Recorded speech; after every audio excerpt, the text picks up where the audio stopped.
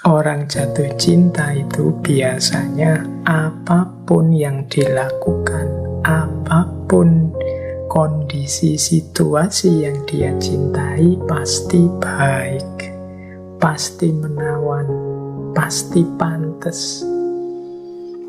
Nah, ini tanda-tanda kalau sudah merasakan itu, ya kemungkinan teman-teman sudah dilanda cinta. Nah, kalau sudah jatuh cinta, apapun, kalau itu berasal dari yang dicintai, dia akan menerima. Kemudian, apapun situasi dan kondisi orang yang dia cintai, dia pun akan menerima. Selanjutnya, apapun yang diinginkan oleh yang dicintai, ia ingin memenuhi whatever you want. Kemudian everlasting, merasa bahwa cinta ini akan selamanya, cinta ini tidak akan bisa dihalangi, cinta ini bahkan sesudah mati pun akan tetap ada. Ini ciri everlasting. Teman-teman yang mengalami, coba dicek lagi ciri-ciri ini ada apa enggak, hidup apa enggak dalam diri kita terhadap orang-orang yang kita cintai. Oke, nah, jadi kadang-kadang memang cinta itu buahnya adalah penderitaan, kesulitan-kesulitan. Nah, seperti saya sampaikan tadi, di balik segala kegembiraan, keceriaan, keterpesonaan dalam cinta, tepat di baliknya ada penderitaan. Ini kalau kita tidak siap menghadapinya, ya kita siap-siap kehilangan cinta. Jika ia ditindas, maka yang timbul telaga air mata. Kebencian memberimu dunia, tetapi cinta memberimu surga. Hari ini kan kita banyak sekali berbenturan dengan aura-aura kebencian. Kita sering sekali ketemu dengan vibrasi-vibrasi permusuhan. Mungkin lewat HP kita, mungkin lewat orang-orang sekeliling kita. Maka sebagai katalisnya, sebagai katalisisnya, marilah kita hidupkan cinta. Mungkin dengan kebencian kita bisa mewarnai dunia, tapi yang memberi kita surga adalah cinta. Apakah itu cinta? Apakah itu surga di dunia maupun surga di akhirat? Hidup kalau isinya kebencian-kebencian, itu hidup yang penuh dengan ketegangan-ketegangan, kegelisahan-kegelisahan. Untuk menjadi tandingannya, cintailah apapun, siapapun.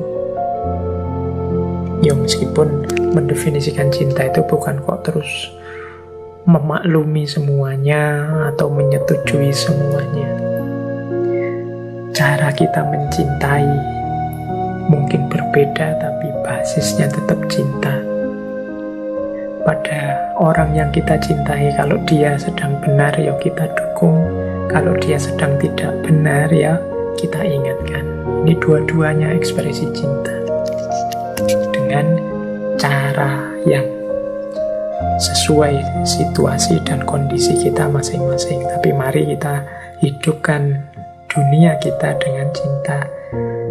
Hari ini kita mungkin sering merasa gelisah, sering merasa galau karena frekuensi, vibrasi, lingkungan yang ada di sekeliling kita pekat sekali dengan kebencian-kebencian.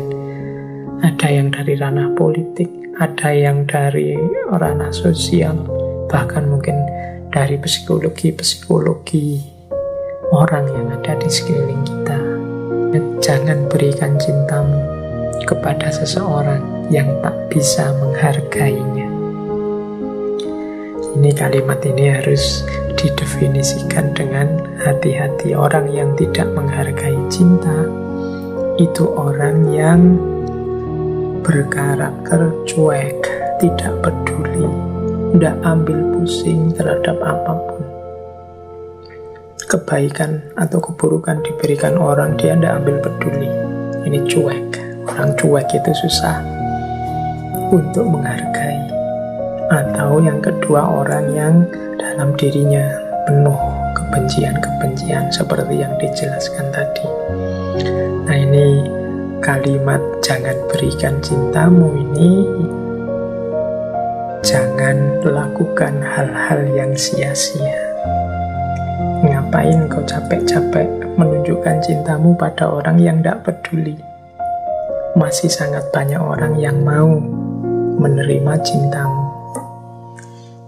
Karena kadang-kadang kita niatnya baik, ingin melakukan sesuatu yang memperbaiki, tapi karena orangnya tidak peduli, sudah terlanjur menganggap kita ini jelek atau buruk, kebaikan apapun yang kita ungkapkan tidak dia ambil peduli, tidak dia hitung, maka ya sudah, wong orangnya tidak mau dicintai. Cinta anak muda tidak benar-benar terletak dalam hati mereka, namun di mata mereka. Jadi ini sindiran bahwa yang muda-muda, saya tidak tahu saya ini masuk muda atau sudah tua. Neng ya rambut saya sudah banyak yang putih, hitungannya ya sudah agak tua. Teman-teman yang dengerin ngaji ini mungkin 90% masih muda-muda. Hati-hati, maksudnya nasihat ini, dengan tipuan mata kita. Jadi anak-anak muda itu mudah sekali terpengaruh oleh matanya. Lihat orang seperti apa, lihat lawan jenis melakukan apa, lihat apa, itu kan dari mata. Biasanya ya definisinya cinta, orang sering menyebut dari mata turun ke hati. Kalau hari ini kita tidak sempat menurunkan ke hati karena mata kita sibuk macam-macam wis yang dilihat, tidak karu-karuan hari ini. Masuk ke hati itu kan berarti mendalam. Hari ini kita susah mendalam karena dunia sosial dan media sosial sering menggiring kita untuk dangkal. Berhenti di mata saja, kelihatannya saja. Pencitraan itu kan kelihatannya saja. Oke, ada quotes lagi. Setiap orang memiliki takdirnya. Semakin mereka menghindarinya, semakin dalam kesulitan. Jadi ini memberi pelajaran pada kita bahwa hidup ini ada rumusnya. Ada Tuhan dengan ketetapan-ketetapannya. Maka kita jangan nabrak ketetapan-ketetapannya Tuhan. Jadi betapapun kita ini bukan makhluk yang jalan sendiri tanpa ada yang mengatur, ada yang menata. Kita sudah punya alur kita sendiri. Kadang-kadang kita mati-matian untuk menghindari A, justru kita terjatuh pada A. Itulah logikanya hidup. Maka siaplah menerima apapun ketetapan Tuhan pada dirimu. Meskipun yang engkau lakukan yang mestinya tetap yang positif-positif, yang baik-baik. Sisanya pasrahkan saja pada Tuhan. Ya, bagi teman-teman yang tidak sedang jatuh cinta, atau mungkin bapak ibu yang sudah umurnya banyak, itu mungkin yang dilakukan oleh anak-anak muda ini rasanya kok tidak masuk akal, atau rasanya kok lucu, kok aneh-aneh, pikirannya mungkin belum lengkap dan lain sebagainya. Ya memang itu semacam kegilaan, tapi bukan sesuatu yang untuk ditertawakan, karena itu fitrah. Tinggal memang bagaimana kita menjaga mereka untuk tidak melakukan hal-hal yang tidak seharusnya. Tidak dalam, tapi cinta yang kita alami secara insting dalam kehidupan kita itu pasti ada awalnya physical love. Dasarnya ketertarikan fisik pada lawan jenis itu pasti. Jadi kalau yang tidak ngalami ini sama sekali, ya mungkin perlu dicek normal apa tidak tertarik Pak saya dengan lawan jenis. Wah, ada yang perlu dicek lagi. Kok tertariknya hanya fisik saja tuh Pak? Iya, pijakannya tetap itu. Meskipun nanti jangan berhenti di situ. apalagi cukup merasa dengan itu saja selesai cinta itu. Apa komentarnya Socrates terhadap physical love ini? Ini ada beberapa pandangannya Socrates. Ini diambil dari dialognya Plato. Jadi menurut Socrates, cinta yang dasarnya physical love itu sifatnya irasional.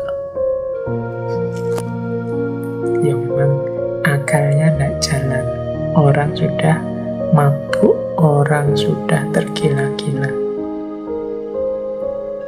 Cirinya apa?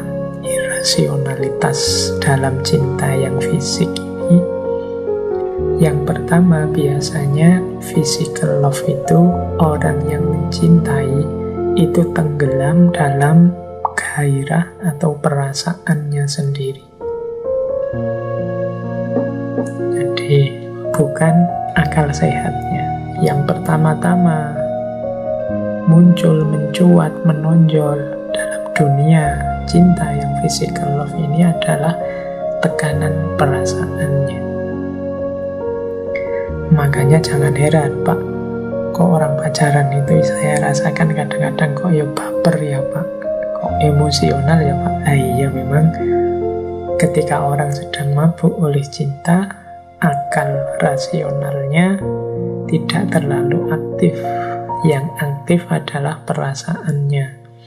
Jadi kalau orang sudah jatuh cinta, jangan dikritik, olah baper. Lu kalau memang jatuh cinta pasti dia baper. Memang mainnya perasaan.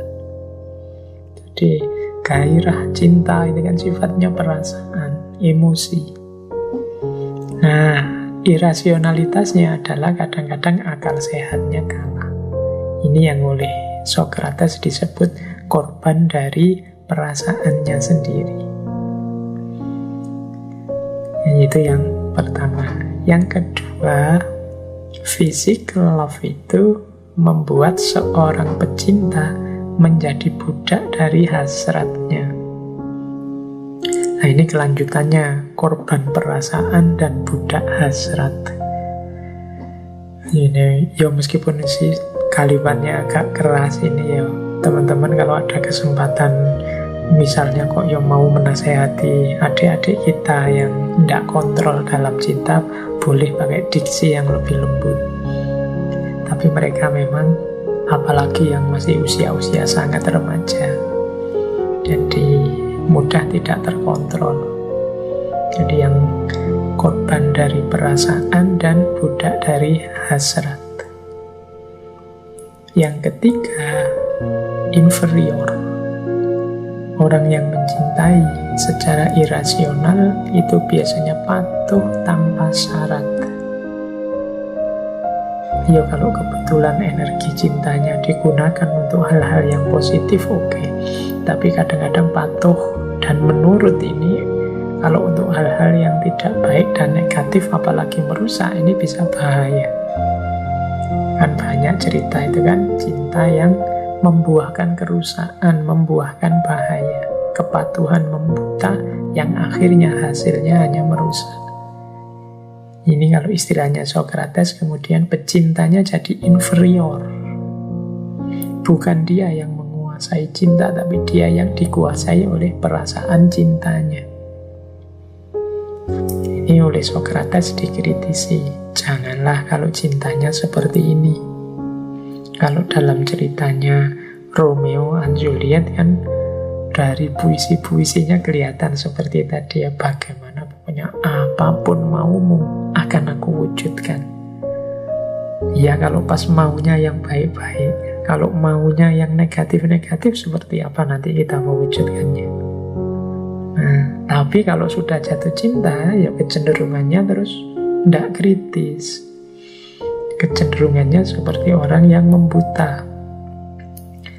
Jadi mari hati-hati, jangan sampai jatuh pada inferioritas.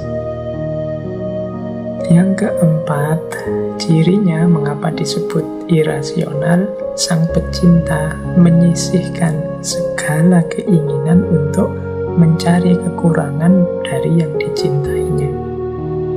Ya itu tadi, makanya di kalimat yang atas tadi kan ada itu kan, apapun dirimu baik pokoknya, apapun dirimu pantas pokoknya, apapun darimu itu cocok pokoknya.